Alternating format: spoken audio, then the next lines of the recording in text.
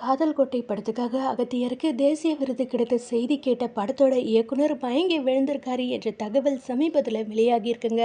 அகத்தியன் இயக்கத்தில் 1996 காதல் கோட்டை திரைப்படம் வெளியாகியிருக்கு.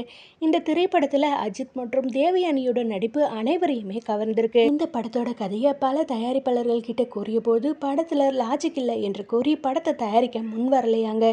இதனால இவரோட படமான வான்மதி படத்தை இயக்கிய தயாரிப்பாளரே இந்த படத்தையும் தயாரிக்க முன் வந்திருக்காரு. மேலும் படத்தோட இறுதி காட்சியை மாற்ற வேண்டும் என கூறியிருக்காரு. படத்துல இருவரும் இணைவது போல மாற்றி அமைக்க வேண்டும் என்று தயாரிப்பாளர் கூறவே படத்தோட கிளைமேக்ஸ்ல அஜித்தும் தேவயானியும் சேர்வது போல மாற்றியிருக்காராம் இயக்குனர் அகத்தியர். அதனை தொடர்ந்து இன்னைக்கும் காதல் கோட்டையின் கிளைமேக்ஸ் ரசிகர்கள் மத்தியில் கொண்டாடும் கிளைமேக்ஸ் காட்சியில் ஒன்றாவே இருக்குங்க. படம் வெளியாகி மாபெரும் ஈட்டம் அடிச்சிருக்கு. இசையமைப்பாளர் தேவா அவர்களோட இசையில் உருவான ஒவ்வொரு பாடலும் இன்னைக்கும் மக்களோட ஃபேவரட்டாக தாங்க இருக்கு.